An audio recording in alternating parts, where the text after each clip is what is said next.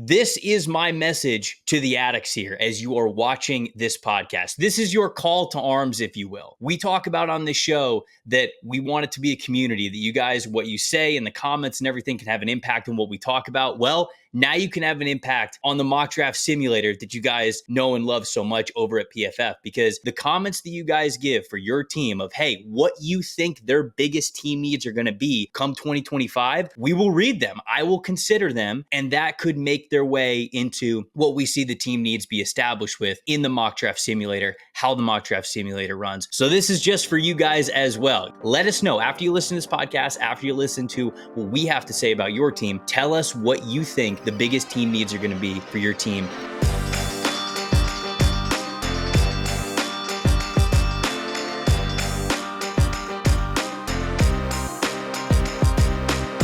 Welcome to the opening bell of the NFL Stock Exchange podcast. I'm Trevor Sikkema. That is Connor Rogers on a very exciting second episode of the week.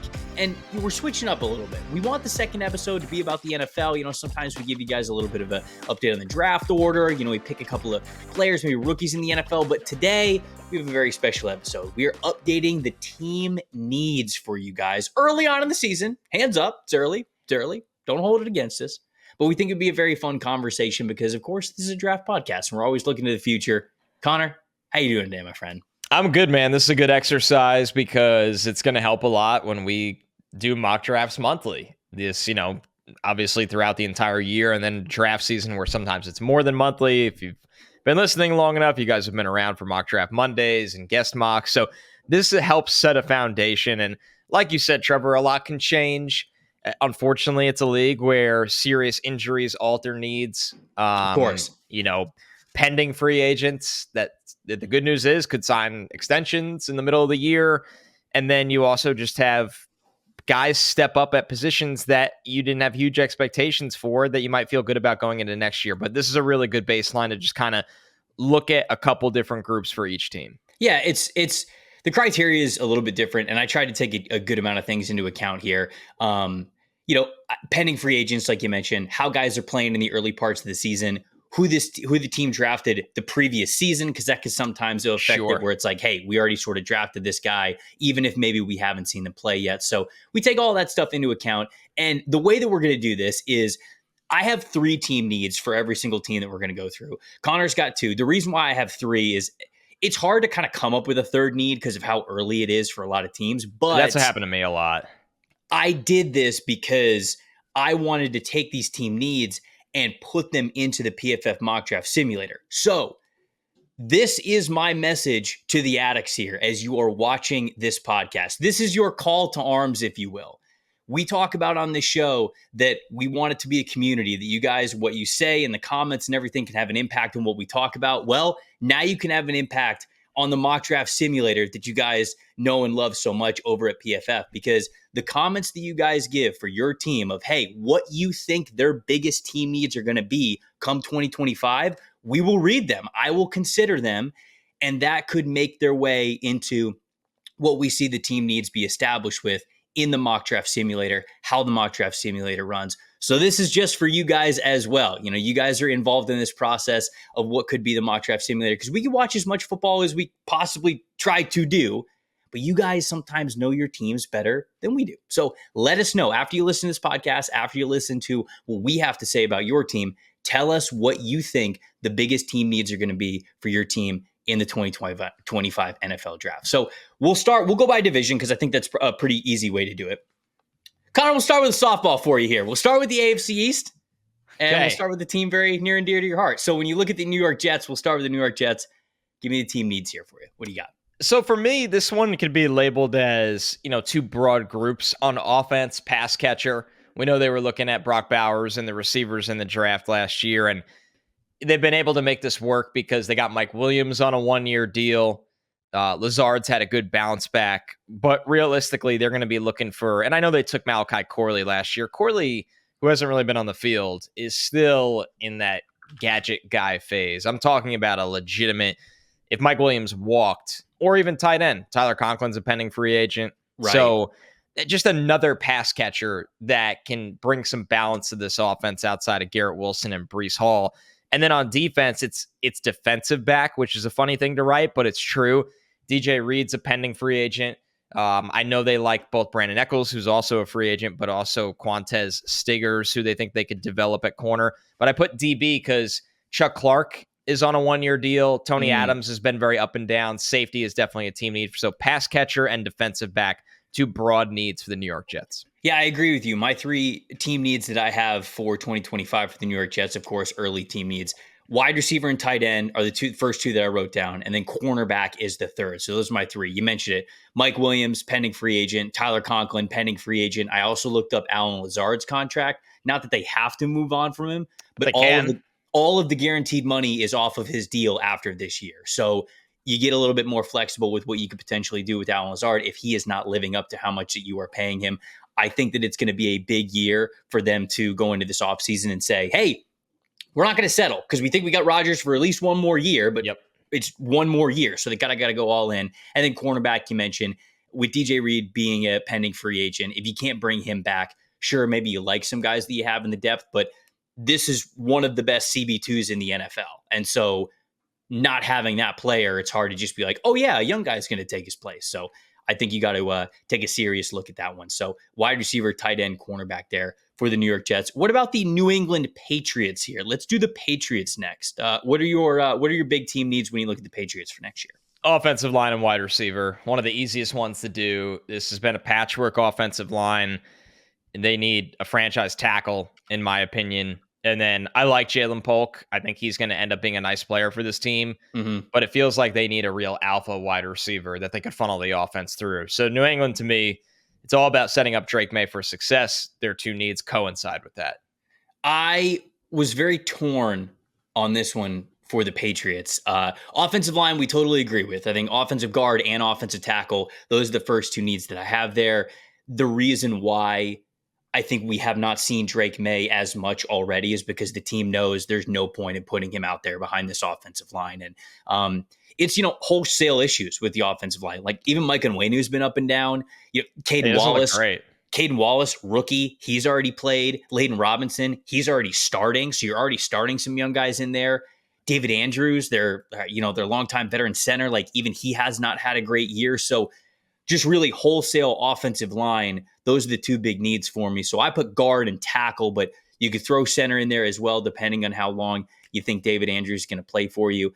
And then the part where I was torn, and since you put wide receiver, we'll go wide receiver. I'll go wide receiver as that 3rd need that we'll put in the mock draft simulator. I went that or corner, right? Because you got a stud in Christian Gonzalez, but Jonathan Jones is a pending free agent.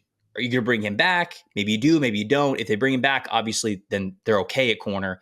Wide receiver, you got Jalen Polk, you got Pop Douglas, you got Javon Baker. I think those guys are going to get better as time goes on, but you are right. They're missing like that guy.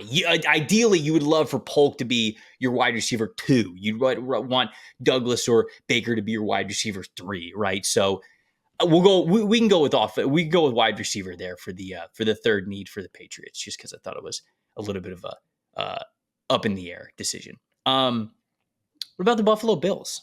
What about the Bills here? What do we got for the Bills as their potential team needs for next year? Bills are a little trickier because there's a couple things. One, they're so well coached on defense that they often mask their deficiencies. And then they have Superman at quarterback that he often masks their offensive deficiencies. Right. So they're very fascinating when, I would understand if we say one thing, someone else is like, actually, I think this thing. That happens with teams that get elevated by odd variables. And the Bills happen to be one of those teams on both sides of the ball. For me, and I know he's had a bounce back year, but as Von Miller gets older, I think they need another true pass rusher. They have good players up front. Don't get me wrong.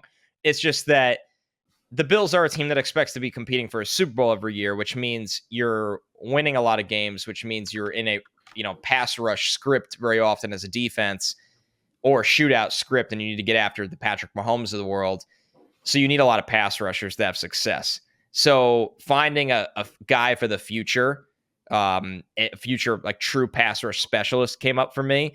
And then another wide receiver. They're doing the committee wide receiver thing right now. Khalil Shakir, I know he's your guy, Trevor. Like he's stepped up big time this year. Right. Deion Coleman has been up and down as expected. It's okay. but I feel like they need another wide receiver, whether that's a true number one or another guy for this committee, where if they trotted out a receiver taken in the first 2 rounds, Keon Coleman and Khalil Shakir as their 3, you'd feel good about that. So that's Right. how I landed on those 2 needs. Yeah. So for my 3 needs that I had for this team, wide receiver is one of them, definitely. I thought about the defensive line. I landed on defensive interior as the bigger need that they might address this offseason. Obviously, you have Von Miller. You don't know how much longer he's going to play. Greg Rousseau has been great for them. Yes, he has. He's he's a pending free agent in 2026, but I don't think they're going to. I think they're going to get an extension done with him. Yeah, he's one of their homegrown guys. He's going to stick around, but then Daquan Jones and AJ Epinesa, both of those guys, pending free agents, not this offseason, but the next one as well. Are you going to get it? I think if anything, they're probably going to try to get ahead of the curve there. Maybe get another really good interior player. I could be wrong. Would love to hear from Bills fans. When you think about this defensive line, where does your mind go first with additions? I landed on defensive interior sort of because of that. Wide receiver I have on here as well. And it's sort of hard to even have wide receiver on here, like you mentioned, just because of how well they have been playing, how well Josh Allen is playing. It's clearly working for them. But I think long-term, they might still be looking at a wide receiver need. And then corner actually was my 3rd need there for them. Christian Benford's playing really well, 81.6 overall grade this season. But Rasul Douglas is going to be 30 years old. Yeah. He's a pending free agent. Such a good find for them, by the way. Right, no, 100%. Yeah. And it's like, he's getting up there in age. Corner is one of the positions where the older you get, sometimes the steeper and quicker the drop-off can be. Yep. And with him being a free agent, are you comfortable just being like, yeah, we'll re-sign him for another 2-year deal and we're cool with it. We'll run it back because, they got Kyrie Elam. They have a couple of other guys as well for outside CB, but I just feel outside corner could be a potential 2025 need for them as well. Last team, Miami Dolphins in the AFC East. What do you got for the Dolphins? I put offensive line down as a larger group. Mm-hmm. I just, not to be harsh, but I hated this offensive line going into the season. It's for all the good this team does roster building wise, and I like Mike McDaniel more than most. I never understood how they thought this would work, this group. Yeah. And then I put quarterback with a question mark because we just don't know. We don't know. If Tua resumes playing, here's the weird thing. Say Tua does resume playing. Is quarterback still not a need? I'm not saying draft one in the first round, but do you take a developmental guy in the 3rd round or the 2nd round? I think this is an excellent class for the Dolphins quarterback situation specifically, right? Right. And I also have a quarterback on here. You know who fits well in that offense? Go ahead. That I still think is a 2nd to 3rd round, like a day 2 player, and I know everybody will kill you if you say this. Shedeur Sanders. I think he fits the offense in terms of what he's good at compared to where they should draft one. I don't think it, but he could go in the 1st round, so who knows? This is just an interesting September talking point. Certainly it's behind an offensive line if they don't make a lot of changes to the offensive line. Yes. He knows how to operate that part. Yeah, that part is not good. Either way, not to take this a totally different direction. That's what I wrote down, Trevor. Offensive line across the board, and then quarterback with a question mark because, there's a lot going on there. No, those are my 3 as well. I have quarterback. I have quarterback as one of them. I have offensive guard, and then I have offensive tackle. Yeah. Right? I think because even beyond Tua, even if Tua, like you said, even if Tua comes back, how much faith do you have in this situation? Exactly. So, I think quarterback's got to be on the board for them. Insane.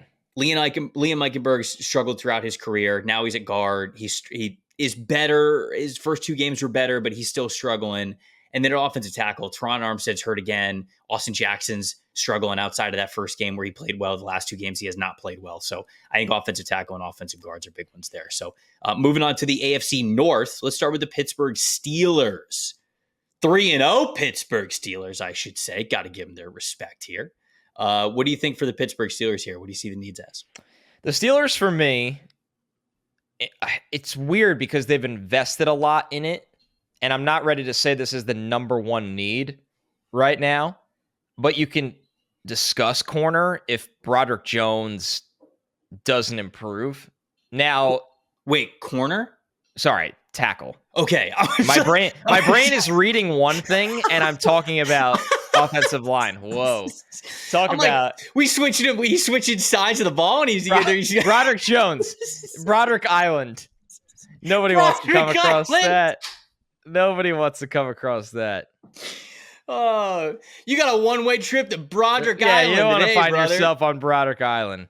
No, this defense is stupid good. And ironically, I guess maybe you could say that, corner could be a need for them down the road. But I think this offensive line, I love the two players they drafted, but it feels like, and I'm not giving up on Broderick. Let me make that clear. Yeah. But you could argue maybe they'll need another offensive lineman in the offseason. But to me, the most interesting talking point with them is quarterback, because Fields has been fine for them. They have him in this game manager with rushing upside role, which is very interesting. Really, they don't ask him to do a ton, but he's commanding the offense in a way that we haven't seen him do throughout his career. He deserves credit for that. Yeah. So you're at a crossroads. Does Fields just do this all year? And you're like, you know what? We'll pay Justin Fields if we kind of meet in the middle. We're not going to pay him the next number one quarterback contract. And then we're going to roll forward because we think we can win this way. But if they plateau at some point this year, this way offensively, or even if they don't, if they give Fields some kind of deal and they take one in day two, the Steelers were a weird team. And then I guess the most pressing one, because those were ones I felt lightly about. So I wrote two light and then like one real one. This team needs another wide receiver. I mean, they need another wide receiver. That was the one I wrote in ink where I was like, this is the one I care the most about. Yeah, the three that I have on here is offensive tackle. You mentioned Broderick Jones. You draft Troy Fautanu, but Dan Moore Jr. is also in the last year of his contract. Exactly. So weren't sure if I think the plan that they wanted was Broderick Jones and Troy Fautanu playing this year, and then being like, okay, well, we know we don't have to bring Dan Moore Jr. back. And now that Fautanu is going to miss most of the year with that dislocated kneecap injury, who knows, especially with Broderick not playing very well at all. So I think that's on there. Wide receiver I also have on here. Sort of depends on what Roman Wilson is like when he comes back, right? When he gets into the lineup, because he's been banged up too. But right now it's just the George Pickens show. All due respect to Calvin Austin, who has had a couple of really nice plays. But I don't think that having Calvin Austin is going to prohibit you from really looking to upgrade wide receiver as well. So it sort of depends on Roman Wilson.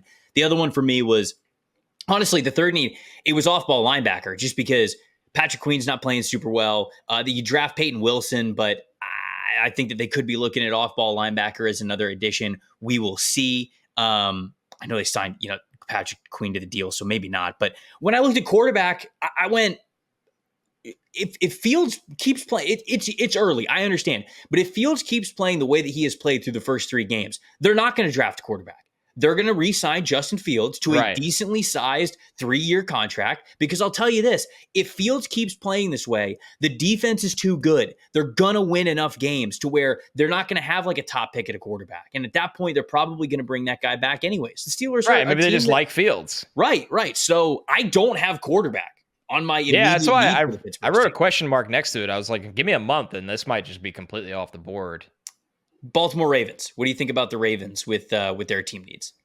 I wrote down offensive line and wide receiver. Now, I know they're trying to figure this offensive line out as the years went on. I think Falele's really struggled. I think they still have needs on the offensive line. You kind of, me personally, and I know he got hurt, but he's still really good. It's kind of weird that they just gave Morgan Moses away. I didn't really fully understand that. Yeah. It's not like the Jets traded for Morgan Moses and they need to give him a new deal or anything. They just got him essentially almost for free, and you just get yourself a damn good right tackle that Morgan Moses makes $5.5 million this year. So I still think offensive line is a need for them. I'm looking on the right side of that offensive line. And then I wrote down wide receiver again. But this is like smashing your head against the wall at this point, like people do at Eagles and linebacker. We say it all the time. And I guess they took Bateman in the first round. They took Zay Flowers in the first round. Right. But it just feels like this team always needs another wide receiver. So, the right side of the offensive line and wide receiver for me. My top two needs for this team are offensive tackle and offensive guard, so I definitely agree with you there. You look at Ronnie Stanley; he'll be 31 next offseason, and he will be a free agent. He's already suffered, big injuries as well, so who knows if they're going to want to give him a lot of money to come back, being at the age of 30. You draft Roger Rosengarten, so okay, in theory he's in the wings, but Patrick McCarry, kind of to your point at right tackle, he's yielded the most pressures on the team with 9 and the highest pressure percentage on the team with him playing at right tackle. So it's not going well there. Guard play has been subpar between Andrew Voorhees and Daniel Falele. You got a little bit of time, but just the offensive line as a whole outside of Tyler Linderbaum. And then Stanley's been good, but are you going to pay a lot of money to bring him back? I don't know. So offensive line looks like major needs for this team. And then the third need that I thought about wide receiver. Edge rusher, kind of a sneaky need for me. I asked Gordon McGinnis about this, who is our director of content. He's a Ravens guy. I was like, hey, do you have any real feelings about some team needs? And he's like, he actually brought up a good point. He's like, edge rusher is kind of a sneaky need for this team because you look at it on paper and they're fine for now, but Odafe Owe is going into the 5th year of his rookie contract. David Ojabo still, after those injuries, has not really solidified himself. It's like, okay, we're good with Ojabo here. And then Kyle Van Noy is going to be 33 years old. So edge rusher could be a sneaky need here. That's a good call out for this team. What about the Cincinnati Bengals? I just wrote down front 7 for the Bengals. I wrote down front 7. I think they got to get more stout in the front 7. Isn't Trey Hendrickson on the last year of his deal? He wanted a new deal. I know he did. And he was right to want a new deal because he's underpaid. So he has one more year left on his deal. He's not playing on that deal next year. He's not. His cap number goes down to $18.6 million. And if they cut him, they only owe 2.6 of dead money. So he is so severely underpaid. And he's 30. He's going to be 31 next year. So he's going to want the new deal. He's going to hold out. Yeah. And so he's going to hold out. Even if they solve that, that doesn't mean they don't need more help up front. So I think the Bengals, I just wrote down front 7. And I don't really dislike their linebackers that much, but at least they're front 4 to me. They need a front 4 player. I think the linebackers, they're all right. You're all right at linebacker. I like Logan Wilson a lot. Logan Wilson's great. I think Jermaine Pratt's a really good physical player. Akeem Davis-Gaither is a free agent coming up, so at least you think about that. But yeah, to me, I wrote down defensive interior and edge rusher as well because certainly this team cannot defend the run right now with DJ Reader no longer on the team. They have Chris Jenkins, but he's only played 23 snaps this season. So Chris Jenkins, I think, is going to be part of the defensive line plans moving forward, but it feels like you need more than him at this point. Plus, I think BJ Hill is a free agent this upcoming free agency period. And so you're already looking for upgrades there. Sam Hubbard's not having a great start to the year. Joseph Osai is an upcoming free agent, and he is not grading well either. So just defensive line overall, I think this team they have to really seriously look at helping Trey Hendrickson out as well as paying him too, even with him being 31 years old. The other one for me, the third need that I have is wide receiver, right? Jamar Chase, still looking for an extension. T. Higgins is up after this year, and Jermaine Burton does not see the field. I like Andre Yoshevitz, and I think that he's been a really good player for them, but you're just saying he won't replace T. Higgins. That's fair. If T. Higgins and Jamar Chase, one of those guys is not on this team next year, we saw what it was like earlier in the year when it's just one of those guys. This offense needs 2 studs to operate. It's what this passing attack is built around it. Maybe they have changes in the coaching staff if things continue to not go well anyways, but I think wide receiver is the third need for this team because they've definitely got to keep an eye on it. Great call out by you. And I agree, especially if they feel like Burton doesn't mature the way he needs to this offseason. Because we know how talented he is. And we said all this during the draft, folks.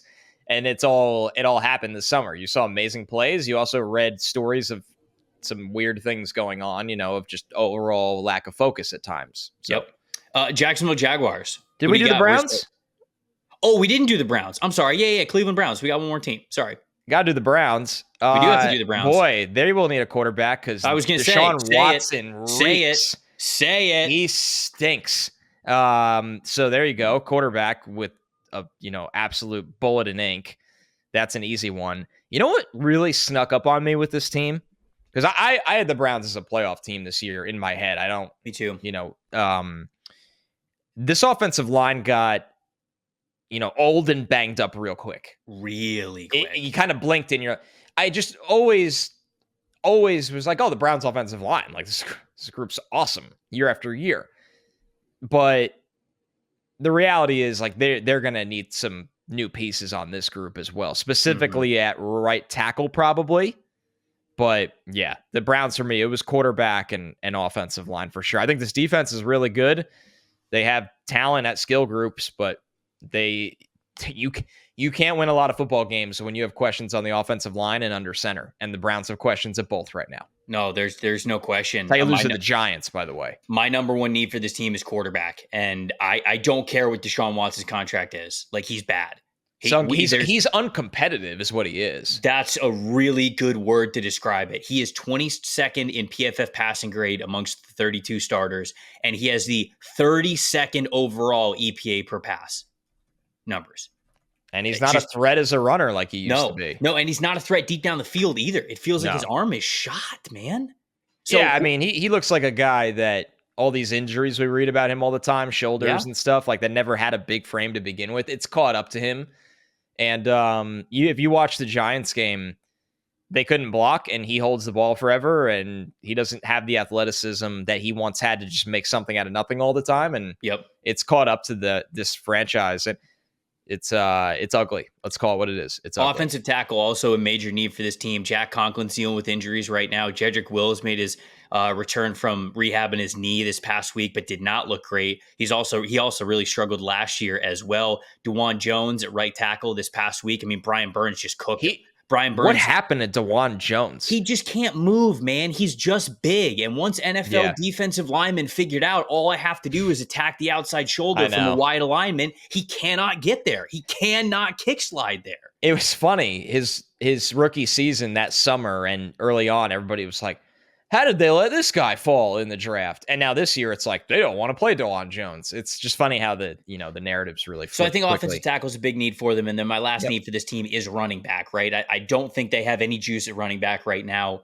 They're waiting for Nick Chubb to hopefully come back, but he's coming back from that horrific knee injury that he suffered in week 2 of last year, where he tore a bunch of different ligaments. So it's going to be a long road back, anyways. Plus, Nick Chubb is a pending free agent this offseason as well. So it's not like you got like multiple years for him to kind of stash it and see how it goes. So running back, I think, is a unit for this team too. Now we'll go to Jacksonville, the AFC South. What do you have for the Jaguars to kick this division off? They need a new quarterback. No, I'm just kidding. Jeez. I'm just kidding. Kidding. What are you trying to feed our family with the views we're going to get for saying that? I think Trevor Lawrence is going to be okay, but it's been tough. But they have a lot of problems. I wrote defender, like non-edge defenders is how I wrote this down. I looked at Jacksonville's defense and said, you can go kind of down the line and argue for position groups that aren't pass rushers pretty easily, right? I mean, Trayvon Walker the trajectory's gone up with him. They obviously have Josh Allen, who's a beast. You look at the middle of the field, you look at their Tyson Campbell corners. You look at safety, strong safety, defensive tackle. I can make an argument for any of these, and I would go best player available in that spot. But the problem is they have needs on the offensive line. Right. They have what did you land on specifically? Because I looked at this roster and I was like, to be honest, they need a lot right now. So I understand what you're saying with defense. I think that there's a lack of depth with this team, like guys that you really get excited about, because Trayvon Walker, I still think he's talented. Yeah. Unfortunately, it's taken him a while to figure it out. Josh Allen's awesome. Joshua Hines Allen, I should say, is awesome. I like Devin Lloyd. Devin Lloyd's going to be fine. I think the young linebackers are okay in the middle. Tyson Campbell's a stud, but you mentioned cornerback is one of the needs that I have for this team, because opposite Tyson Campbell, I think you need somebody there, and you got to be able to upgrade that other side of the ball. Safeties, I think you're okay, but Andre Sisco is a free agent, so it's just something that you got to keep in mind. For me, though, the 3 positions I have is cornerback was the one I went to on the defense side of the ball. And then you mentioned offensive line, man. For way too long, I feel like we have gone into a season and we've looked at the Jags offensive line and opinions are so split between them. Yeah, they're going to be fine. Oh my gosh, they're going to be terrible. And it's just No. There's never been this consensus that they've been good, even amongst the changes that they've had. So to me, it's offensive tackle and it's offensive guard, because left tackle Cam Robinson is a free agent coming up this offseason. He is tied in the NFL right now for most pressures allowed through 3 games and is at 13. Brandon Scherf, their veteran of offensive guard, also a free agent coming up. But like Anton Harrison as well, who I know we're still giving him time and everything, but he has struggled too. Offensive line is the number one priority for this team, in my opinion. You've got to be able to pick a starter somewhere, preferably at offensive tackle, so you don't have to deal with Cam Robinson anymore, because I don't think they're going to bring him back. I was kind of shocked that when they brought him back, if I remember correctly in my shoes, but offensive line to me, offensive guard, offensive tackle, and then cornerback for this Jags team. To me, that number one priority is making the offensive line better. Houston Texans. Who you got for the Texans? For the Texans, I had defensive tackle and offensive guard.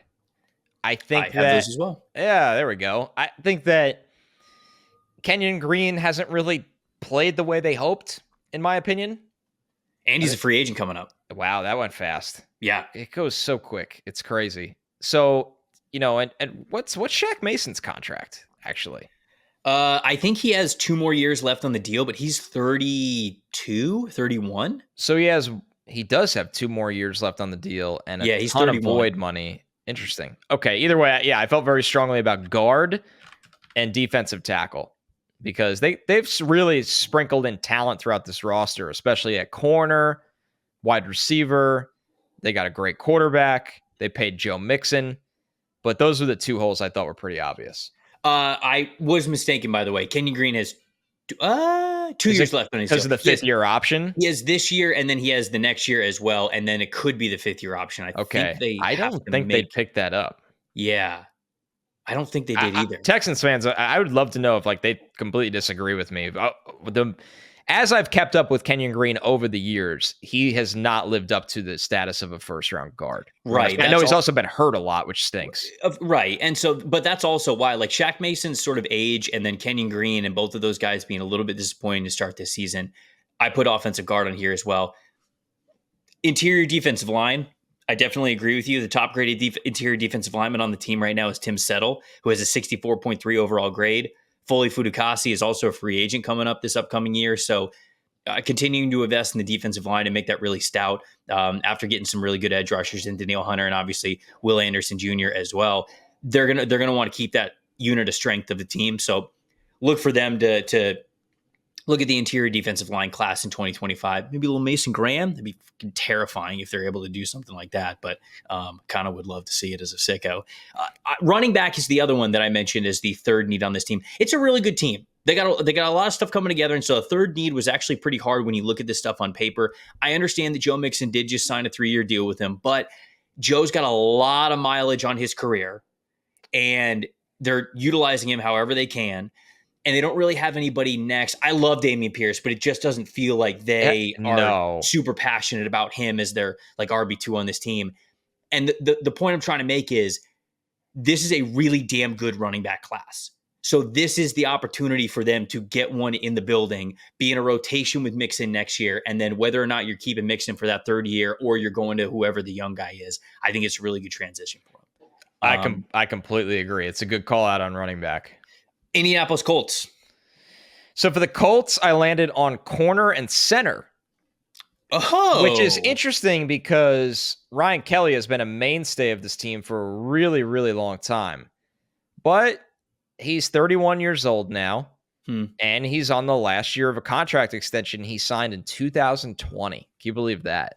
Wow. So locked him up. Now this is one, listen, you're listening to a needs show in September.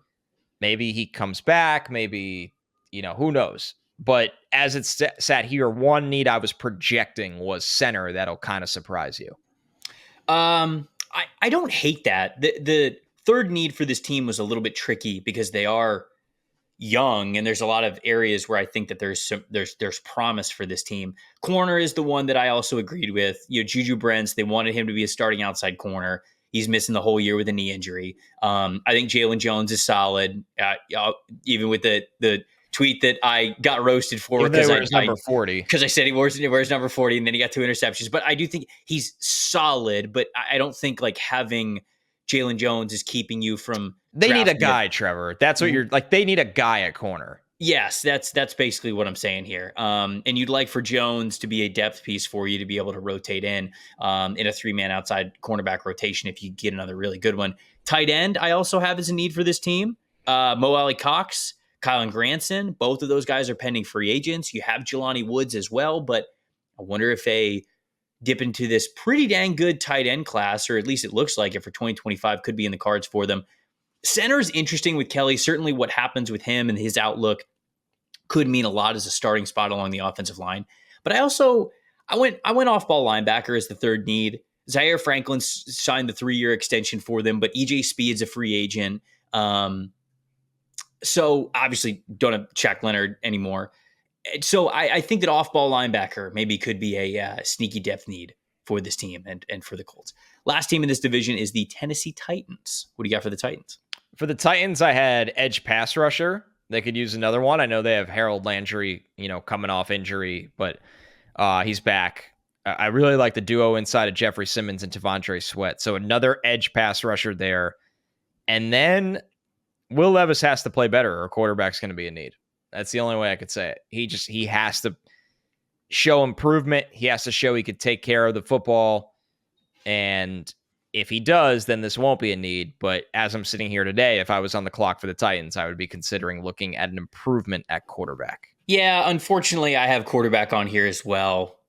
In my article that I'm writing about this, I say that I'm still very much intrigued by Will Levis, and I'm also not a fan of benching Will Levis. Like, I was watching the game with some people last week, and they're like, "Oh, you got to bench him." I'm like, "No, it's the last thing. That's the last thing you should do." Like, what for? What? So you get a look at Mason Rudolph? All due respect.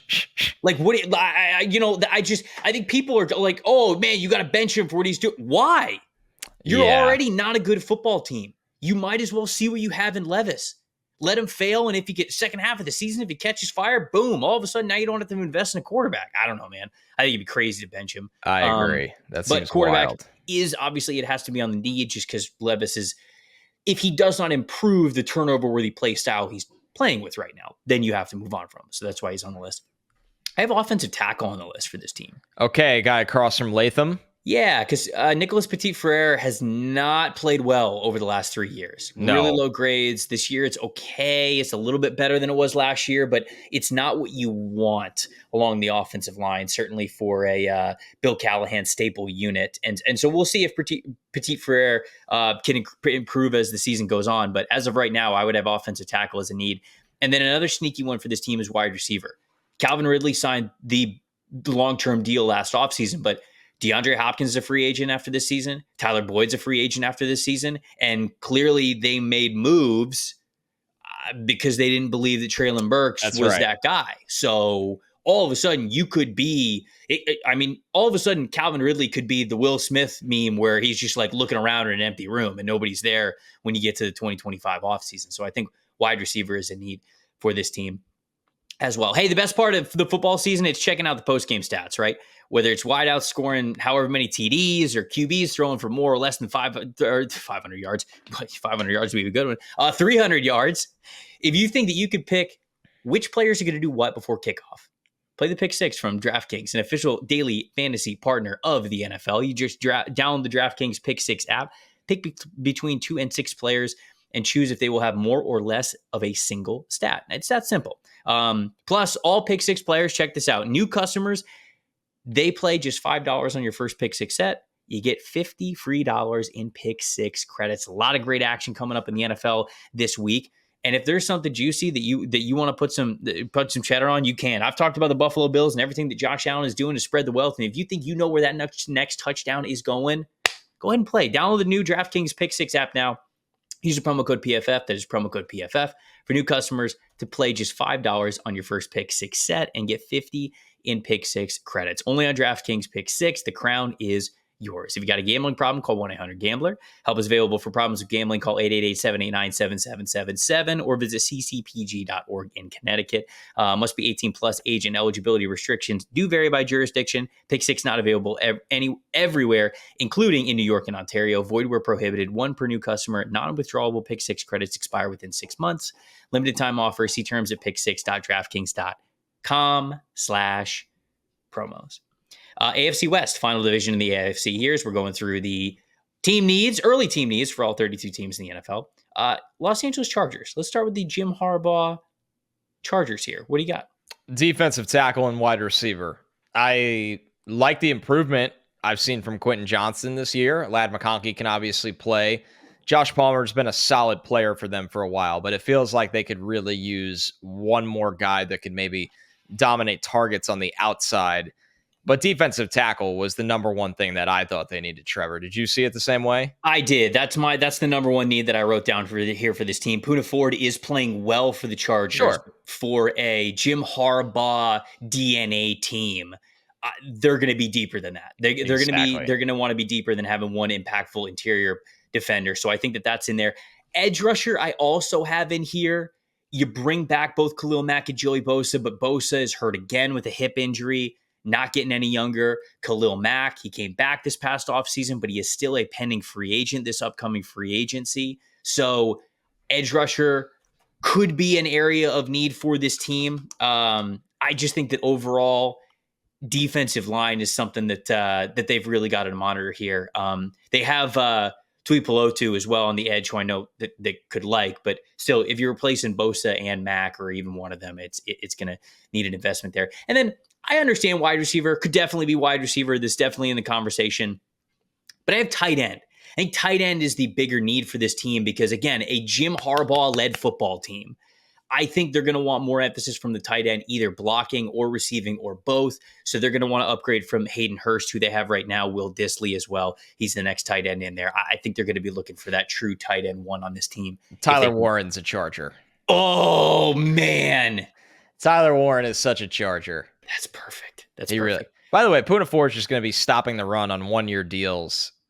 Is he only on a 1-year deal? Yeah, he was on a 1-year deal with the Bills last year. He's on a 1-year deal with the Chargers. I didn't realize he makes like $1.6 million and just they're bringing him back. Parks his big fire hydrant build in front of the offensive line and says, "Okay, you're not going to run this way." He's 5'11", Poona Ford. He's such a king. He's such a short king. Can't even host a pod. But he can stop the hell out of the run. There's no doubt about it. Denver Broncos is the next team I want to hit. What do you got for the Denver Broncos? Wide receiver and offensive tackle. I mean, they cut Tim Patrick. They said, "Okay, Bo Nix, you're going to throw to, Cortland Sutton as a rookie this year and some other guys." They need another wide receiver for Bo Nix. And I also thought offensive tackle because Mike McGlinchey's out for the year, and it's probably time to find your right tackle of the future.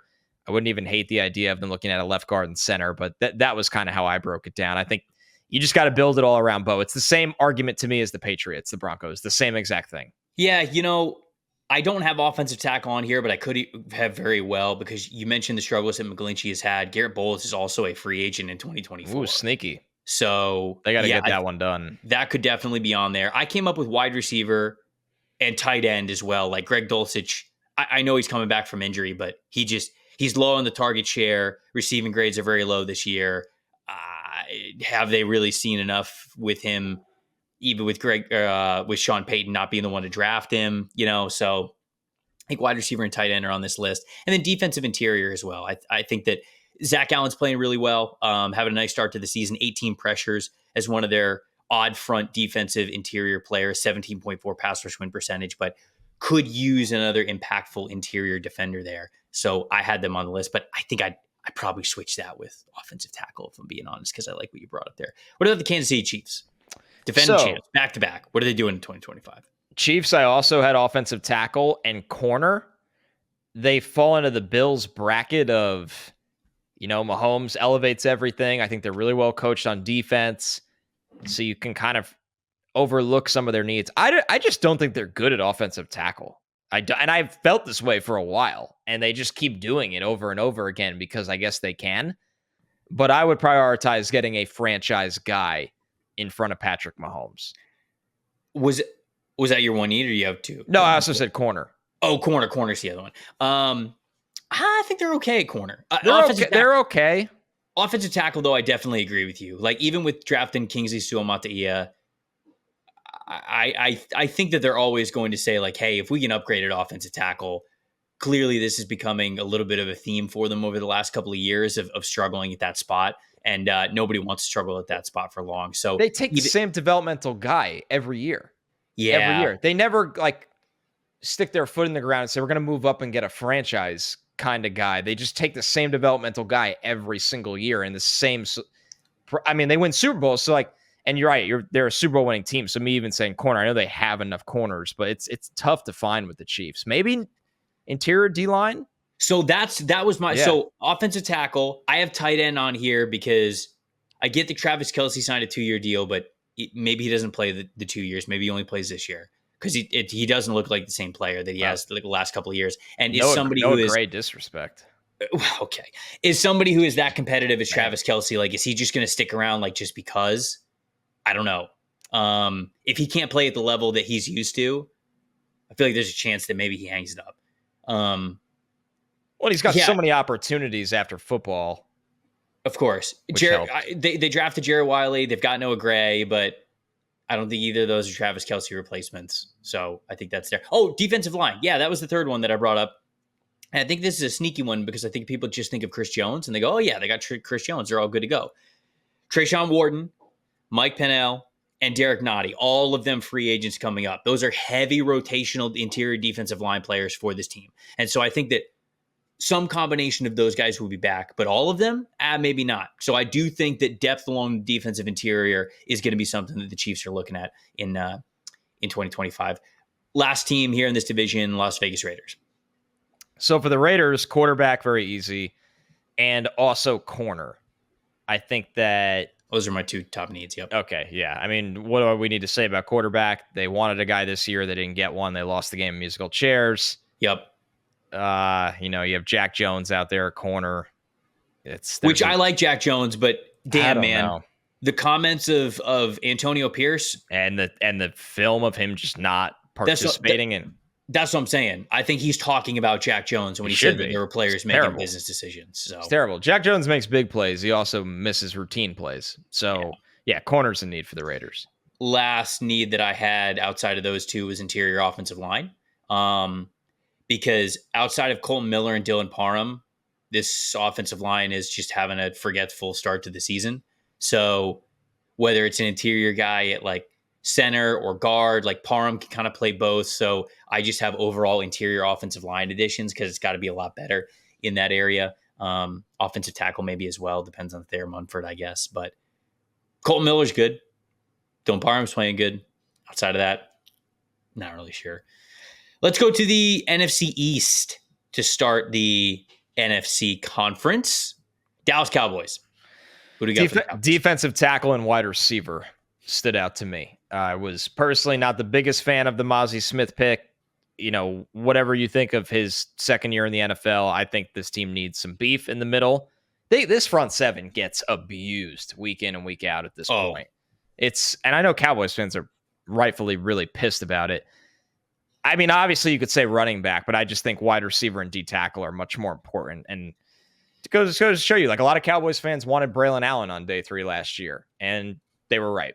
So I think you can go find a running back on day 3, but the other things are more premium needs to me. Yeah, interior defensive line is just first and foremost. You might as well just start penciling shit in now for them. Like, Kenneth Grant, horrible. Mason Graham, like just Deion Walker, like somebody, like you pick anyone else. Interior defensive line. Write down any defensive tackle's name and you win. That's essentially what the draft is going to come down to for the Dallas Cowboys. Their defensive interior has a 25.7 run defense grade as a team. You know how hard that is to do? Extremely difficult. You have to be so bad. Yes. I know I'm really harsh about this, but when teams, it's the worst in the NFL. You're allowed to be harsh on it. It's the worst in the NFL. Mozzie Smith gets destroyed. The Baltimore tape was crazy. Not good. It's crazy. So interior defensive line, obviously. I think off-ball linebacker as well. That's another need that I had on here. Eric Kendricks, 32 years old. He's playing fine, but he's on a 1-year deal. DeMarvion Overshown playing well as well, but like he's sort of that hybrid chess piece player. You would need a more traditional off-ball linebacker in order for Overshown to do a lot of different things for you. So I think off-ball linebacker is a big one for them, and I think tight end as well. Just needing an upgrade at the tight end position, finding a guy who can really be a consistent playmaker for you in the passing game. But running back, actually, it probably could have been on there over tight end, if we're being honest. I just didn't think of it because I was looking at pass catchers, but running back has to be very high on this team's needs list. New York Giants, what do you got for the Giants? Quarterback, wide receiver, and corner. They need a starting quarterback. They need a number 2 wide receiver to play with Malik Neighbors. They need a number 2 corner to play across from Deonte Banks. And it's the most obvious thing ever if you just watch 3 snaps of Giants football this year. Yeah. Quarterback, obviously the big one. You have an opportunity to cut Daniel Jones after this year. You've got an out. Or you could extend him. Sure, yeah. Or you could extend him. Yeah, actually. It's up to you. Didn't think of that. You don't have to move on. Didn't think of that the first time, even. No, you don't have to move on, as we've seen before. I think they've invested enough picks at wide receiver where I don't think they're gonna emphasize it. Yeah, they're a weird one, right? Because we know Malik Neighbors is going to be a top 5 receiver in this league very soon. It's insane. Yeah. And then you have Darius Slayton's been hanging around a while. Wan'Dale Robinson finally looks okay this year. Yeah, he looks fine. They can't get Jalen Hyatt going, though. Like they just, and maybe some of that is the offense and the quarterback. The offensive line's been a lot better this year. I don't know. I worry about if they just kind of ignore this group, that Neighbors starts to get that bracket treatment, and it's like, oh man, I think it's fair. I don't love this. I really don't like this room after him, and I'm sure some people will argue back with that. I think it's a very uninspiring room after Neighbors, and to set up his success, I'd go get a bigger threat to play with him. Yeah, Giants fans would love to hear what you have to think of what the biggest needs on this team are after quarterback, because I also wrote down offensive tackle. I know you have Jermaine Illuminor for another year after this, but yeah. Evan, you signed Jermaine Illuminor as sort of like insurance. Like, okay, if Evan Neal doesn't get better during the summer or in the early parts of or the late parts of training camp, then we'll start Illuminor. Illuminor started every single game at right tackle. So clearly Evan Neal did not earn that job. So are you cool with just riding with Illuminor, or are you going to look for an offensive line upgrade? I think running back as well is a position to look at. Love Tyrone Tracy, but are they going to continue? If the Giants have the year that I think they're going to have, I think everybody's probably gone anyways. So how much of the running back room is going to still be around with whatever new coaching staff might come in? Yeah, Singletary's a Dable guy, true and through. Right. That's kind of what I'm thinking.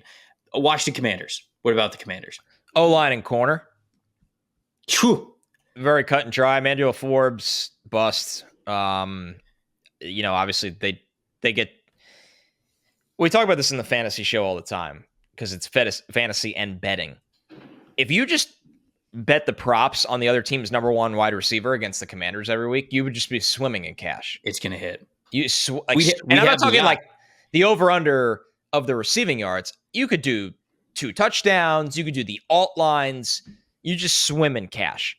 And then they need a better offensive line in front of Jane Daniels. But I want to give them a little credit. They've been better than I expected this year, this offensive line.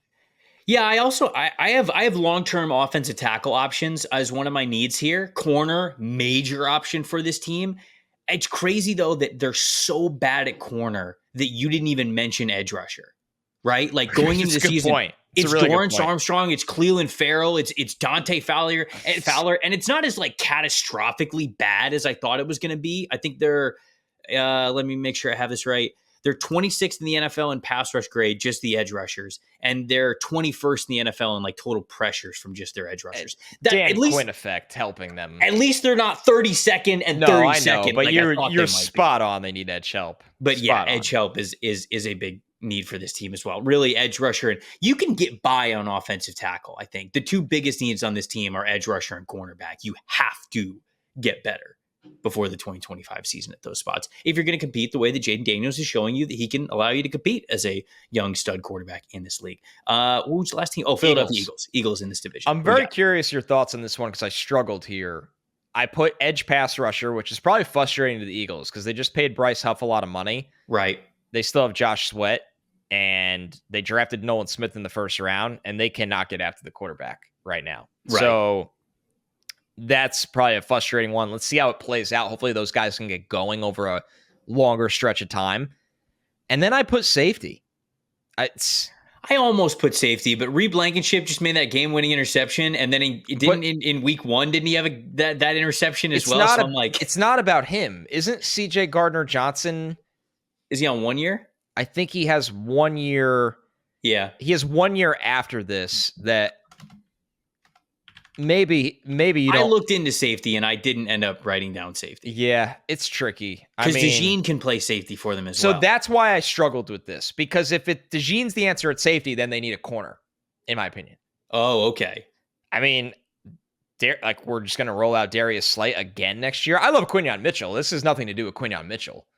But if DeJean is not playing corner, then they need a corner. If DeJean is not playing safety, then I think they need a safety for the long term. They're a really good roster.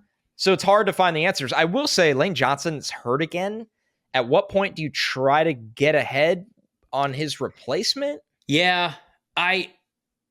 So they have Fred Johnson. Lane is 34 years old. Did they play Steen at tackle? I thought they liked him at guard. They do like him at guard, but did they play him at tackle? I can't remember. They also have Mekhi Becton. He's been their right guard. Right.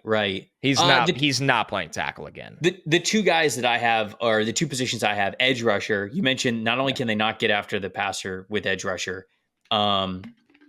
Josh Sweat and Milton Williams are both pending free agents, and then Brandon Graham said this is last year, so he's retired. Okay, wow. So Bryce Huff better get going, or else this is an even bigger need. Hey, you trade for Hassan Reddick. There you go. Hey, and then off-ball linebacker is the other position I had. I understand. I'm not pissed. I'm not mad online. Do not put in the newspaper that I got mad about Hassan Reddick in the papers not playing football this year as I'm shriveling into a corn cob on the podcast. I'm not owned. I'm not owned. Off-ball linebacker because Devin White's been a healthy scratch. Zach Bond's played really well for them, but he's also a free agent this upcoming season. What a find. So, are they going to pay a linebacker if they don't want to draft linebackers? Seems unlikely. So I have edge rusher and off-ball linebacker for this team, but I think the secondary conversation is a good one that you brought up. I will be on my deathbed saying goodbye to my children and grandchildren, and I will still be saying the Eagles need a linebacker. They'll be like, what's your last piece of advice? And I'm like, if you're doing a mock draft, do not mock a linebacker to the Eagles, despite they probably need one, because their fans are saying Howie'll never do it. And he won't. And you know what? Damn it, he won't. Before we get on to the next division, this episode is sponsored by our friends over at BetterHelp. As an adult, did you make time to learn new things as often as you like, or is that something that you feel like you just lost in childhood? Kids, they're always learning, they're always growing, but as adults, sometimes we lose that curiosity and that feeling to get better. Therapy, it can help you reconnect with that sense of wonder, because that back to school era, that improvement, it can come at any age. It really can. I've been doing personal therapy for over a year and a half. It's been something that I have really enjoyed. It really has actually, given me that feeling of curiosity and wonder and always trying to better myself. And it's really helped me put my best foot forward in a lot of ways, professionally, personally, relationships, as whether it's family, friends, whatever it is. I feel so much more confident about being who I am and taking the right steps forward. And so if you're thinking about starting therapy today, give BetterHelp a try. It's entirely online. It's designed to be convenient, flexible, and suited to your schedule. You just fill out a brief questionnaire and get matched with a licensed therapist. You can switch therapists at any time with no additional charge as well. Rediscover that curiosity with BetterHelp. Visit BetterHelp.com/NFLSE to get 10% off your first month. That is BetterHelp, HELP.com/NFLSE. NFC North. Minnesota Vikings. It's kind of a tough one to do. Good football team. This is a good football team. You know what it is? It's a really well-coached football team. Well-coached group. Yep. I mean, Brian Flores might not even be coaching this defense next year because he might find himself another head coaching job again. Yeah, I struggled with them. Defensive tackle stood out to me, and corner, but that's only because Stephon Gilmore is old and kind of a mercenary at this point. It's not because I think they're bad and they're scheming up pressure so well that they do so much to help their corners. But corner and D tackle stood out to me. It's good. It's a good roster that's playing really well. So this is a tough exercise at this point in time. But cornerback I have for this team because Byron Murphy Jr., Stephon Gilmore, and Shaq Griffin, all three of them pending free agents. And, Byron Murphy and Shaq Griffin are exactly playing super well to start the year. Murphy's got a 48.4 overall grade. Griffin's got a 60.2 overall grade. Stephon Gilmore has a better PFF grade, but he's a little bit older. Are you going to re-sign him at this point in time? I don't know. So corner, I think, is definitely a need for this team, even with Mekhi Blackman there, and he's going to come back after injury. Aaron Jones, been a really good signing for this team, but he's 30 years old. He's going to be a free agent. He only signed a 1-year deal. You don't really have anybody waiting in the wings. It's a really good offense or running back class. So I think that that's definitely a need for them as well. Interior offensive line or interior defensive line, I went with interior offensive line is maybe the better need. You get a guy in there to be able to push Ed Ingram, Blake Brindell, maybe get a different guy in one of those starting spots if you can upgrade. But even then, it's a unit that is playing really well. So it's hard to sort of nitpick on those needs. Minnesota Vikings, they're just a really good football team. Green Bay Packers, what do you got for the Packers? Packers for me, offensive line and off-ball linebacker. Now, they've addressed off-ball linebacker many times over the years. I still don't think it's been very good. So that was one that stood out to me. And then they're in this weird place on the offensive line where I know they took Jordan Morgan, but they don't want to play him at tackle. And now it feels like they kind of need help at tackle. You tell me what you think with this team. So, first of all, you think they draft another off-ball with Edgerrin Cooper? Or did you forget Edgerrin Cooper? No, I didn't forget. I just think they have another need there because I don't think their linebackers have played well at all. Oh, that's fine. That's fair. Yeah. That's fair. Yeah. Hey, I like Edgerrin Cooper a lot. I don't think he's the long-term issue. Even though I might not agree with your opinion, I'll, fight to the death. You're right to say it. I think Quay Walker. They like Quay Walker though. Well, so they shouldn't. That's sort of like that. I maybe that's in my head if I just go, they're not going to replace Quay Walker. So kind of is what it is. Yeah. All right. Is he playing better this year? I feel like he is. I would think it's very easy to upgrade from him. That's fair. That's my take. Offensive I'll leave it at that. That's fair. Offensive tackle. I would love to know Packers fans' thoughts, by the way. Like, this is always a tough team. I see a lot of it online of them complaining about their linebacker play. This might have been the toughest team to do. It always is. Team needs, because not only do we bring back the joke of like who do we mock for them because they have sort of their tendencies, but also because this is a really well constructed roster that also has a lot of really good young players. So when you try to project needs for next year, you could almost like fill a young guy into these spots that you would imagine. So offensive tackle a little bit, because Zach Tom and Rasheed Walker, they're two starting offensive tackles right now. They're not free agents this upcoming offseason, but they are the next. So if you think Jordan Morgan's maybe an offensive tackle, okay, I guess you don't think they do. I don't think so either. So maybe you get another offensive tackle waiting in the wings at that point. Defensive interior as well. Treadwell Slayton is a free agent coming up, so maybe they want a younger presence instead of signing him to a veteran contract.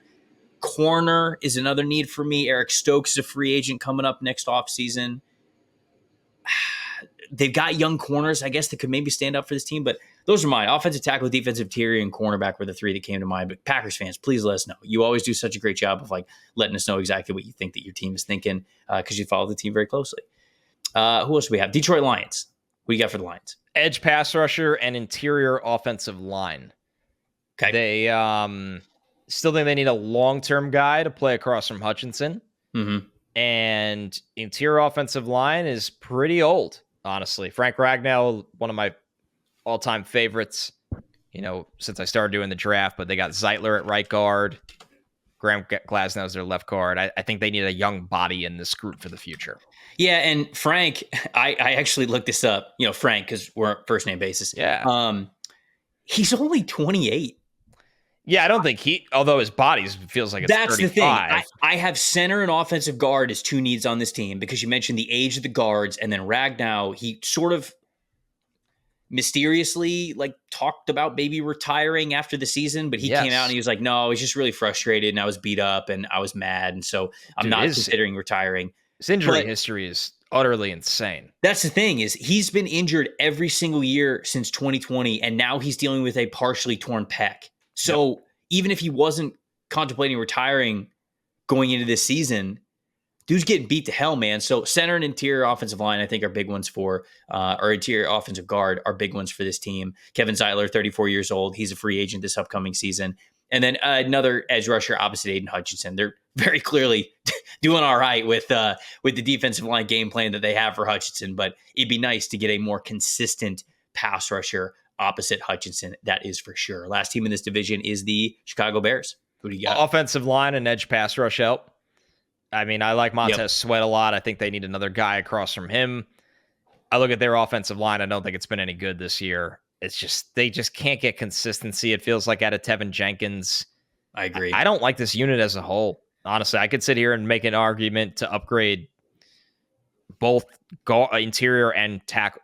Not both tackle spots. You get what I mean? Like they can upgrade one of the tackle spots and upgrade one of the interior spots. It's got to get better, and they got to invest in it.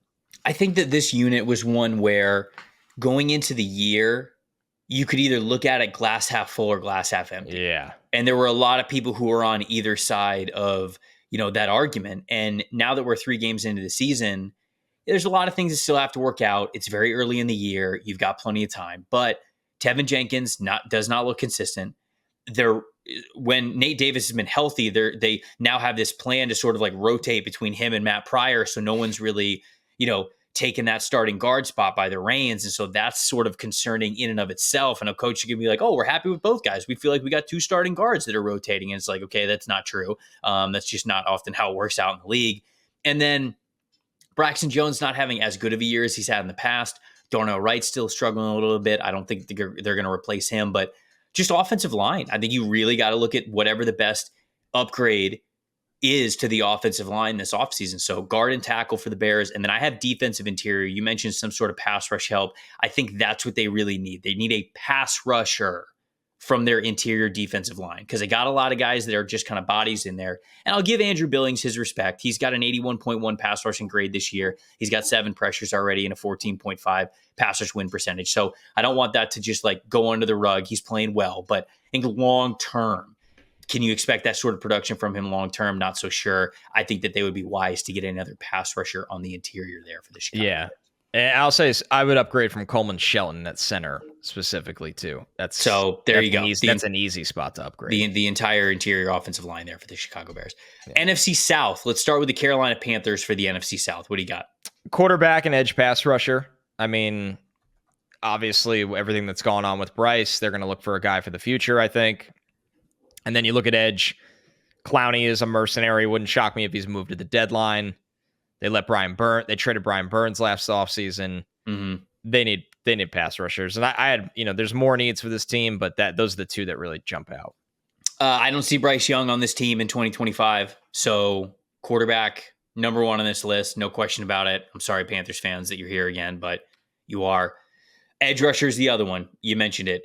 Dire need of edge rushers. Their edge rush group, they're 30th in pass rush grade at a 56.0, and they're 28th in total pressures at 18.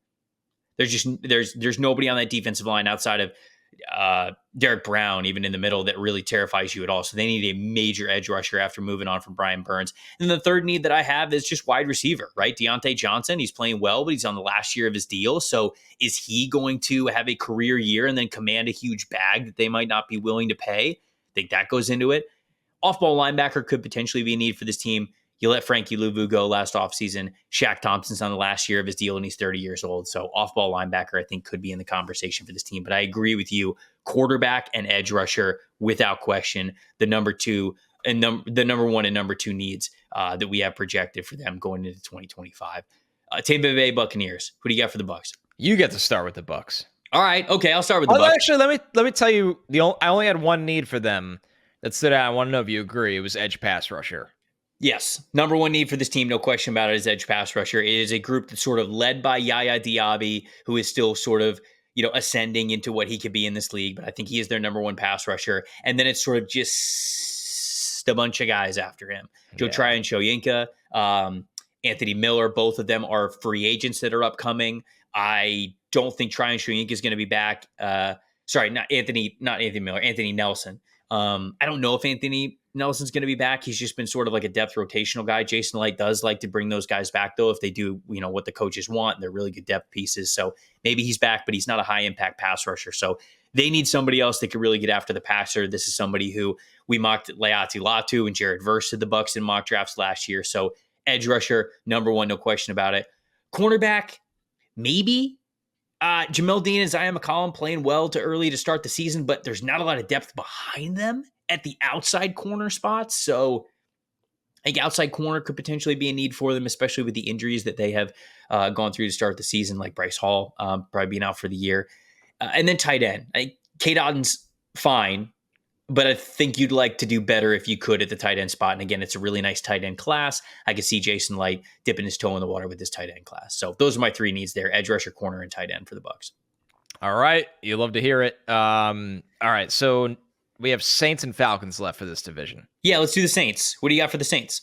Saints, it's the same kind of argument that I've had for a couple teams where I can, outside of left tackle right now, I could probably make an argument on multiple spots of this offensive line. Fuanga is going to be awesome for a long time. I think that Kubiak did a great job the first 2 weeks, keeping them out of true dropback situations to aid the offensive line. But when you look at their true dropback pass pro situations, this is a unit that's still struggling. Eric McCoy is hurt. Yeah, that one hurts. That really hurts. I like Ruiz. I know people have been saying, well, in comparison to where they have needs, I know people have said like, oh, maybe Trevor Penning's figure it out this year. I'm very skeptical. This team, it's fair. I am very skeptical. I think this team needs another interior player and a right tackle still. Yeah. Offensive guard's a big one for me. Cesar Ruiz, he's struggled throughout his entire career. You're right, he has. Continues to struggle. Didn't they pay him? Yeah, they gave him a contract extension, which is what makes this really tricky because I think they need to upgrade that position. That's what I thought. He signed a 4-year, $44 million deal last year. I know. And he got beat like a drum by Jalen Carter. And I don't know. He got paid, so good for him, but I think that they could upgrade at that spot. Lucas Patrick's played well to start the season. We'll see if it continues throughout the year. Sorry. What just happened?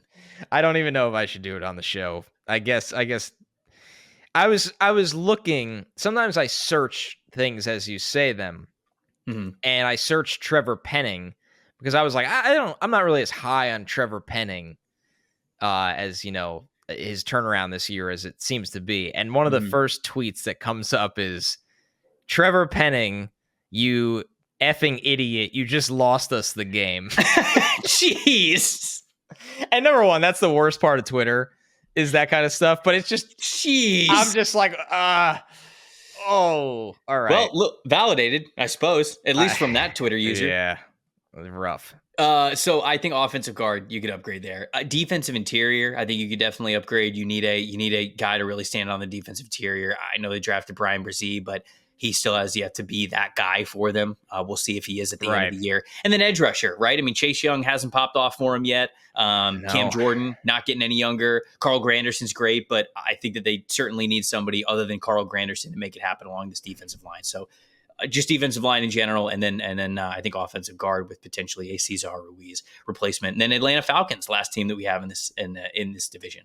The Falcons, I had edge pass rusher because Judon didn't sign an extension when he got traded there. Yeah. So that's still a big need for me. Right. And a great job by the Falcons to address a lot of their needs with, mercenary kind of players like Judon, like Simmons. They saw where they had some needs and said, okay, let's plug these with short-term answers right now. And then wide receiver, I like Drake London. We're still waiting on the breakout. This really doesn't have to do with him. And Darnell Mooney is an ideal number 3 to me, playing the role of a number 2. So, and then Ray McLeod has gotten a lot of opportunity for them this year. When Penix takes over, and even with Cousins out there, this argument still stands.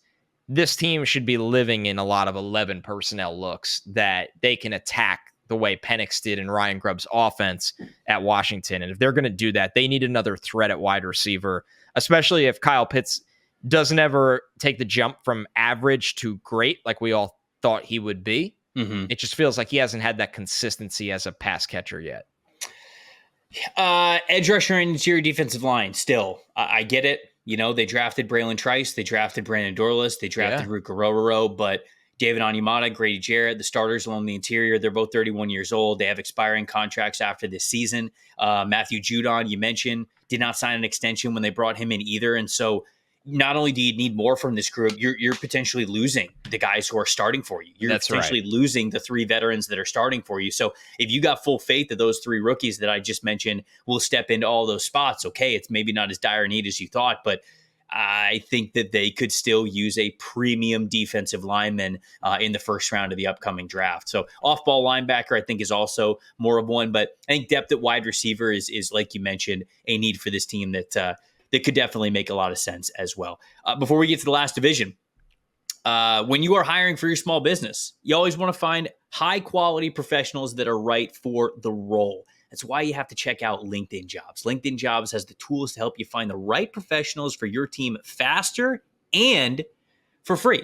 At PFF, we do a ton of different hirings, right? And we're always looking for the right person to fill the role, right? It's not just a resume. It's not just, okay, what have you done in the past? Can you do the tasks for us? It's about finding that right person to align with your brand, your vision, the team, everything. LinkedIn, it's not just a job board. LinkedIn helps you hire professionals that you cannot find anywhere else, even those who are not actively searching for new jobs, but could be open for the perfect role. Sometimes that's the best employees that you could hire. In a given month, over 70% of LinkedIn users do not visit any other leading other job sites. So if you're not looking on LinkedIn, simply put, you're just looking in the wrong place. On LinkedIn, 86% of small businesses get qualified for candidates within 24 hours. You can hire a professional like a professional on LinkedIn. LinkedIn knows that a lot of small businesses, you're wearing a lot of different hats. You might not have the time or resources to make the hires that you really need for your business. That's why 2.5 million small businesses use LinkedIn for their hirings. Post your job for free at linkedin.com/stock for this podcast. That is linkedin.com/stock to post your job for free. Terms and conditions do apply. NFC West is the last division that we got here, going over some of these team needs. Let's start with the Seattle Seahawks. What do you have for the Seahawks? Another one of those teams, it's like the combo with the Saints, where I love a lot of things the Saints have been doing this year, especially from coaching, and they're more talented than they get credit for. Seattle falls in that bucket for me as well, where I look at them and go, I really like the Seahawks roster. I love the coaches they've hired. I like to run both their offense and defense. They just have a lot of holes on the offensive line at the moment to me right now. And Gino's been awesome this year. They have talent at wide receiver. They got 2 talented running backs. They fly around on defense. But to me, Trevor, when they signed, Connor Williams is a really late add to their offensive line. It just kind of showed how thin they are on the interior. So if I had to go specifically, I'd look for replacements for both Lake and Tomlinson at left guard and Connor Williams at center for me. Yeah. And Anthony Bradford's not playing as well as he could at the other guard spot as well. So I think that just solidifies your interior offensive line, potential long-term addition there. Like and Abraham Lucas is hurt again, right? Is he? Yeah, he's got a bad knee, it sounds like. Ah, damn. So that's not good. Right. That's definitely not good. Yeah, I want to make sure that I have the latest on that. But I'm when I was looking at, the rosters too, and I know he's been a guy that's been on and off hurt. So as much as you like the young tackles, at some point Lucas has to play, or else that becomes a need too. Yeah. So I got offensive guard right now because of, again, Tomlinson's expiring deal and Bradford not playing as well. Center could be potentially there. Right tackle could potentially be there. I think tight end, right? There's an out Noah Fant's contract. So if you want to, do you think that you can upgrade and get more from the tight end position? Maybe that could be a need for this team. Off-ball linebacker, though, as well. Tyrell Dodson, Jerome Baker, both of those guys are pending free agents this upcoming free agency in the 2025 offseason. And, Mike McDonald, who's the head coach there now, defensive guy, he knows the value of a stud middle linebacker, Yes, he like what he does. had with Roquan Smith back in Baltimore last year. So I think that they could be on the hunt for a stud middle linebacker in the centerpiece of that defense. So I think off-ball linebacker also is a big need, or a potential big need, for the Seattle Seahawks team. What about the San Francisco 49ers? What do you got for the Niners? The Niners are a little tricky because they're so beat up right now, and they are one of the best rosters in football. So you try to project what's a long-term problem versus short-term problem. I think this offensive line, while it's extremely well coached, there could be an upgrade there, but I didn't end up writing that down as a top need. I wrote down both corner and edge for them because I love Charvarius Ward.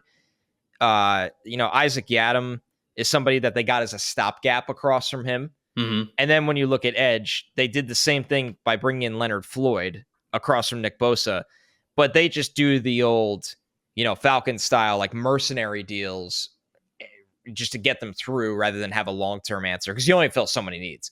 So for me, it was edge and corner, but they're looking for number twos in those departments, not number ones. So I have corner as my number one need because you mentioned I like Ward as well, but Ward and Diamador Lenore, both free agents this upcoming offseason. That makes it even more pressing. Right. So, they draft Renardo Green, so you do have him, in the farm system, if you will. But I think you'll try to bring back Ward. But again, like just you're projecting some needs. Corner could be a need for this team because of that reason.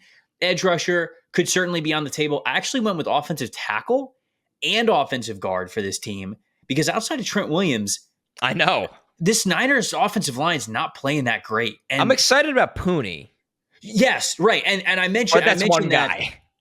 I mentioned that in my article, how it's like, okay, it's cool that the rookie Dominic Pooney, earned one of those starting guard spots, but Aaron Banks has been a little up and down, a little inconsistent, and he is an upcoming free agent as well. Cole McKivitz is tied with Cam Robinson for the most pressures allowed through 3 games at right tackle. So again, you're in this winning window. If there's an upgrade to be had, are you going to be afraid to make it? And I think that the Niners just have to look at their entire offensive line and be honest about where they are at if they still believe that they are pedal to the metal in a winning window. Because right now, I feel like the offensive line just has not been good enough for them. So to me, I see some future potential needs along the offensive line at a couple of different spots there for San Francisco. Arizona Cardinals. Let's do the Cardinals next. Cardinals, I wrote down any position on defense that isn't safety. Is that fair? I think I like their corners more than you do.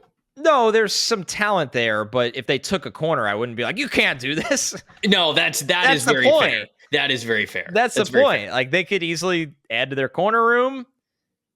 They could easily add. I mean, I have defensive interior and off-ball linebacker. Yeah, front seven is noteworthy.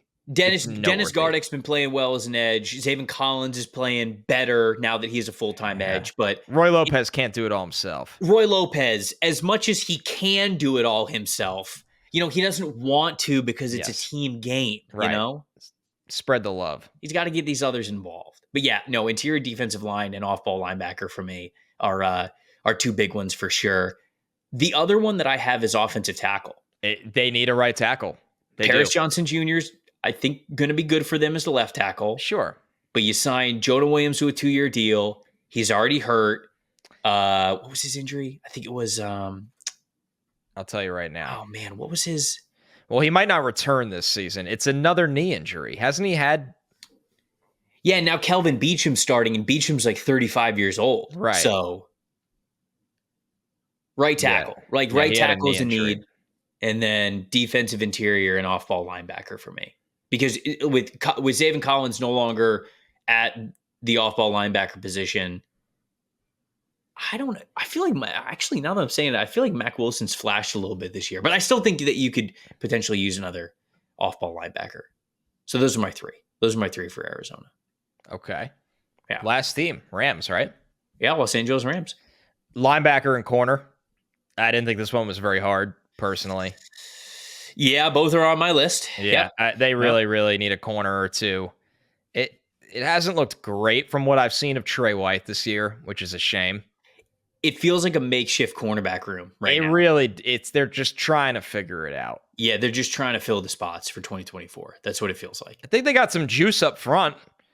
Like I do too. I like Byron Young. I like Jared Verse a lot. I like Braden Fisk. I like Fisk. Your boy Kobe Turner. They got some juice up front, but they've invested a lot of resources. So eventually you run out of resources. They need an off-ball linebacker, and they need help at corner. Yeah, off-ball linebacker for sure. Letting Ernest Jones get out of the building. Well, very odd. Interesting. Nobody's figured that out as far as I know. Let's get to the bottom of this. Next podcast, just 2 hours of just an Ernest Jones investigation on what happened there. It's very strange. So, look, you let him out of the building, and I suppose they're happy with off-ball linebackers more than I would be. But as of right now, when I look at this depth chart, I think off-ball linebackers a need. And then offensive tackle, sneaky need for this team. Well, maybe not so sneaky. I don't know. Their offensive line's been decimated by injuries, right? I think there's just been Steve Avila and Jonah Jackson, and just there's been a bunch of impactful injuries along the offensive line, some of the tackles as well. But Rob Havenstein is 32 years old. He's got 2 years left on his deal. Joe Noteboom's a free agent coming up. Alaric Jackson has not been reliable as an offensive tackle. So offensive tackles, when they get healthy, I think the interior is fine with Avila and Jackson and Dotson. But I think offensive tackle is something that they really could be looking at pretty hard this upcoming season. So, yeah. Ooh, buddy, we did it. There we go. 32 up, 32 down. As we said at the very top of the podcast, let us know what you think of what we think, and tell us anger what you believe. All right, hold on. No need anger. We don't need anger here. you idiots. My team doesn't need a tackle. Trevor. We need a kicker. Connor Rogers just lost the game for us. This effing idiot. Oh man, I always feel bad for reading it, but it was just remarkable. Where I was like, okay. Anyways, notes. Pure cinema. No notes is right. Look, let us know what you think the top needs could be for your team going into the 2025 season. Hit us up in the comments. That's the best way to do it. YouTube.com/@NFL Stock Exchange. If you're not viewing this on video or on YouTube, if you're audio only, you can hit us up on X and Twitter @Tampa Bay Trey, @Connor J. Rogers. I saw some people in the comments of the last show talking about Discord once again. I've said that we would look into it. The season's incredibly busy for us. I would love to set something up like that, but I don't really understand Discord. I'm hoping to learn a lot more about it. I know I've said that before, but if we set up a Discord, you guys gotta keep commenting on the YouTube section because you gotta help the show out. Good point. I don't know if we can trust the people. Can we trust you? Can we trust the addicts to help the show in every way possible? Because if you agree to that, if you electronically agree to that, then it's something that is worth screw us over. We'll pull the plug on the whole thing. We will cancel the show. We will nuke our own show. The first week that more Discord chats are made than YouTube comments, that's it. Show's over. It's like taking away a toy from a kid. No, honestly, we're going to look into it because we do one for Badlands, and it's unbelievable. So I think that it could be a lot of fun. But it has to be done right. Like, shout out to our guy, Andy. We have somebody basically run the Discord to make sure, you have different channels for different topics, and everybody's acting like everybody's acting like a respectful adult, and it's, you want it done the right way. You want to create a very healthy environment. So we would love to do it, but like we do with everything related to this show, we want it to be done the right way. Yes. So again, let me know what you guys think of your team needs, because like I said at the very top of the show, what you say in response to us and the conversations that you have and the evidence that you give could very well sway me into changing some of the team needs in the mock draft simulator, which changes, obviously it allows you guys to be part of what I hope is a community product that we all love, that we're all building together in the mock draft simulator to make it the best draft simulator out there. If you don't have it fully unlocked, you can do so by going over to pff.com, getting a PFF Plus subscription. That would also help out the show, which we'd really appreciate. And you can follow along with us and do multi-round mock drafts and trades and all that kinds of good stuff. So make sure you go out and do that. Connor, got anything else before we get out of here? No, man, another good week in the books as we kind of lay the groundwork for the draft here. We're just adding as many players into this class as we can on the draft radar. Now we got the team needs. It's brick by brick over here, which I really enjoy the process. It is true. It is very true. The mailbag edition of Stock Up, Stock Down will be coming to you guys at some point next week. I'm very, very excited for that. I'm Trevor Sikkema. That is Connor Rogers. Thank you guys so much for watching and listening to the NFL Stock Exchange podcast. We'll see you next week.